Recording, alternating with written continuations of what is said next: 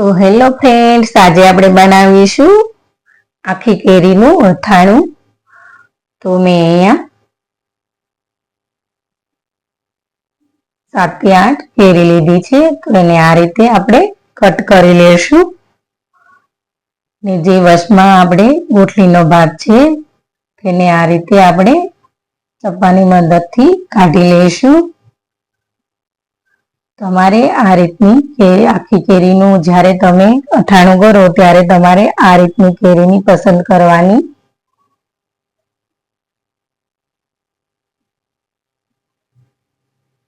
તો આ રીતે આપણી ગોટલી ઈઝીલી નીકળી જાય છે.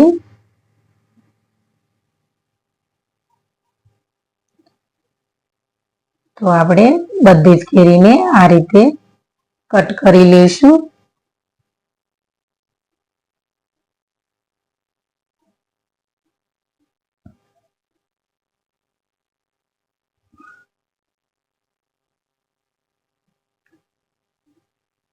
તો તમને આજની મારી આ રેસીપી ગમે તો મારા વિડીયોને લાઈક કરજો, શેર કરજો અને મને કોમેન્ટમાં કહેજો કે કેવી લાગી. અને હા, હજી સુધી મારી ચેનલ સબસ્ક્રાઈબ ન કરી હોય તો સબસ્ક્રાઈબ કરી દેજો અને બાજુમાં બેલ આઇકન બટન છે એને પ્રેસ કરી દેજો જેથી મારી નોટિફિકેશન તમને પહેલા જોવા મળે. તો હવે આપણે બધી જ કેરીને કટ કરી લીધી છે. તો હવે આપણે આ રીતે તેને પાણીમાં નાખી દઈશું જેથી તે સારી ધોવાઈ જાય. તો હવે એક પ્લેટમાં આપણે 1 ચમચીથી વધારે મીઠું લઈશું.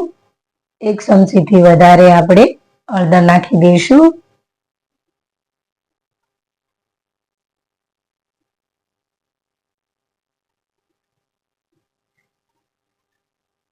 હવે આપણે આને મિક્સ કરી લઈશું.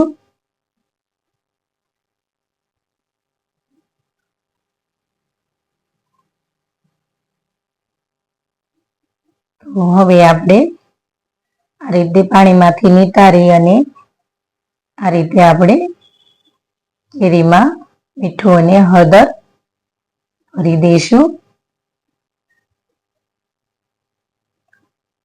જો મારો ખનક પણ મીઠું લઈને આવ્યો છે.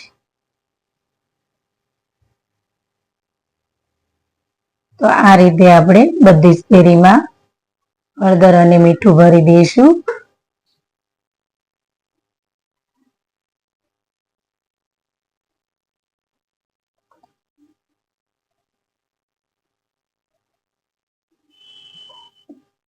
તો હવે જે આપણું હળદર ને મીઠાનું મિશ્રણ વધ્યું છે તેને આપણે થોડું પાણી નાખી અને આ રીતે હલાવીને આ રીતે આપણે ચારે બાજુ કેરી ઉપર નાખી દઈશું.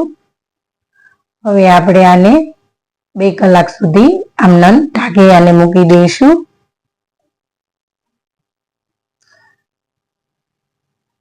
તો આપણી 2 કલાક થઈ ગઈ છે.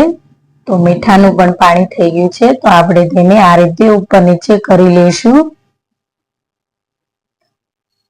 હવે આપણે આમાં હજી 1 ગ્લાસ પાણી નાખી અને આપણે તે બધી જ કેરી ડૂબે એટલું પાણી નાખી દઈશું.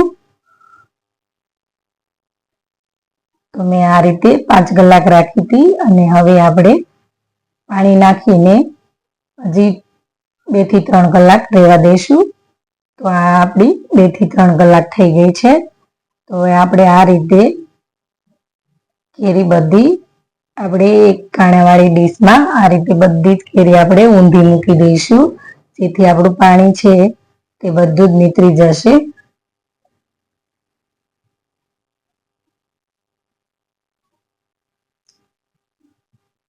તો આ રીતે તમે સ્ટેપ બાય સ્ટેપ ફોલો કરશો તો સરસ એવું તમારું આખા કેરીનું અથાણું બનશે.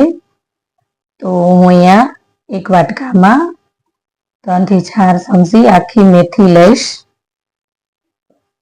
આમાં આખી મેથીનો પણ સ્વાદ એટલો સરસ લાગે છે તેથી આપણે આખી મેથી વધારે લેવાની છે અને જે મેથીના કુરિયા હોય તેનાથી થોડા ઓછા લેવાના છે. તો અહીંયા આપણે જે ખાટું કેરીનું પાણી હતું તે આપણે આ મેથીમાં નાખી દઈશું. અને મિક્સ કરી અને આપણે આને 3 થી 4 કલાક પલાળી દઈશું. 3 થી 4 કલાકની અંદર આપણી મેથી પણ સરસ પલળી જશે.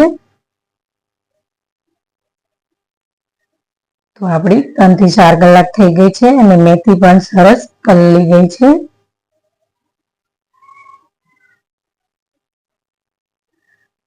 તો હવે આપણે આની અંદર કાઢી લઈશું, જેથી આપણું પાણી પણ નીચે નીકળી જાય. અને થોડી વાર આ રીતે આની અંદર રહેવા દઈશું, જેથી આપણું બધું જ પાણી નીકળી જાય. તો હવે આપણે જે કિચન ટુવાલ હોય તેના ઉપર આ રીતે મેથી નાખી દઈ ને આ રીતે આપણે તેને સૂકવી દઈશું. આપણે અહીંયા 3 થી 4 કલાક મેથીને સૂકવવાની છે.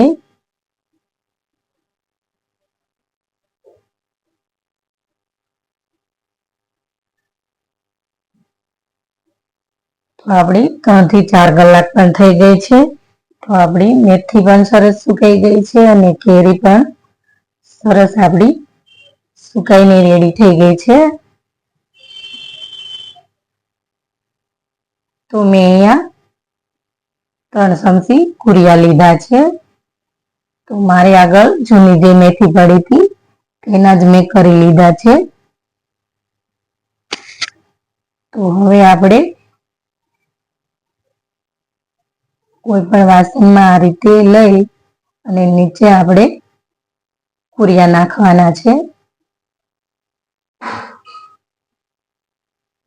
ને હવે આપણે ઉપર આ જે મેથી આપણે પલાળીને સૂકવી હતી તે નાખી દઈશું. તો આપણે આ રીતે સારેકોર આપણા કુરિયા ઢકાઈ જાય એ રીતે આપણે કરી લઈશું. હવે આપણે આમાં 1 મોટી ચમચી હિંગ નાખી દઈશું. તેને પણ આ રીતે આપણે ચારે બાજુ ફેલાવી લઈશું.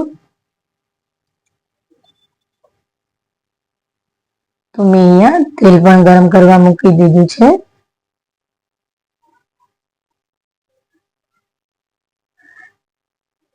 આપણે સરસ તેલ ગરમ કરવાનું છે.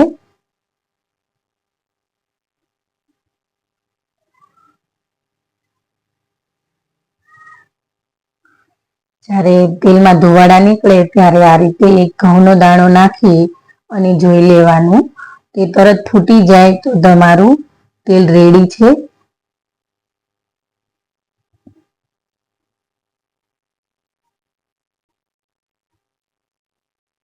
તો આપણું તેલ સરસ રેડી થઈ ગયું છે.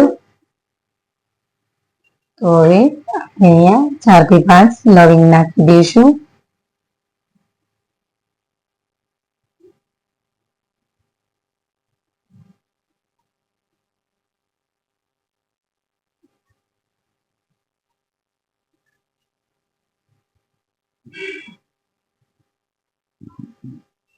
હવે જે આપણે બોળો તૈયાર કર્યો છે તેમાં આ રીતે નાખી દઈશું અને પછી તરત ઢાંકી દઈશું,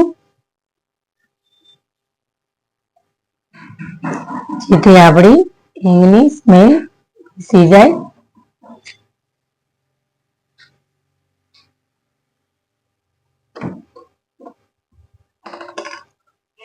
તો સરસ આપણી શેકાઈ ગઈ છે.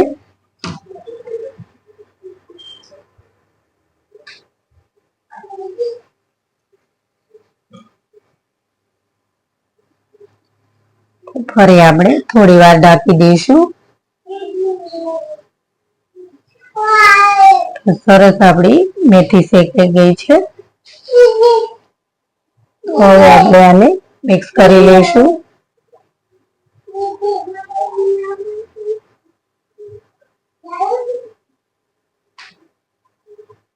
તો આપણે આને થોડી વાર ઠરવા દઈએ અને પછી મસાલો કરી લઈશું.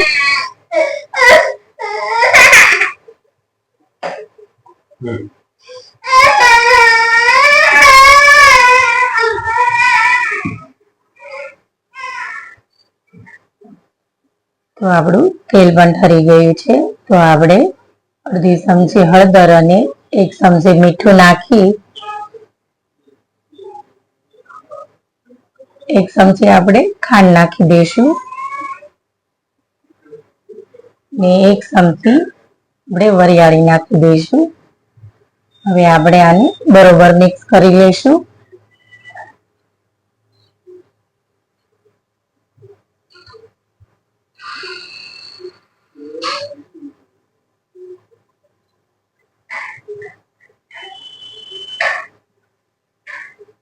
હવે આપણે એન્ડમાં લાલ મરચું નાખી દઈશું.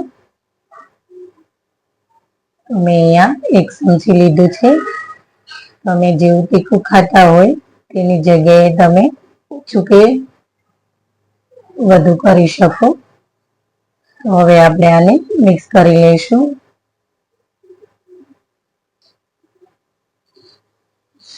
જો તમે આ રીતે એકવાર બનાવીને ખાશો એટલે તમે પૂરું થશે એટલે તમે ફરી બનાવવાનું વિચારી જ લેશો.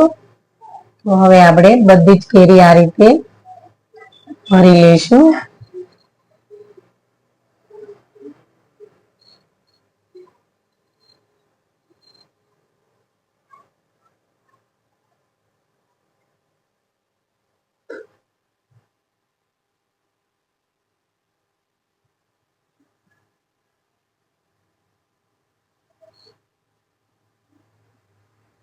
તો આપણે બધી જ કેરી ભરી લીધી છે. તો હવે આપણે જે આપણો ગોળો વધ્યો છે તેને આ રીતે આપણે ઉપરથી ચારેકોર નાખી દઈશું.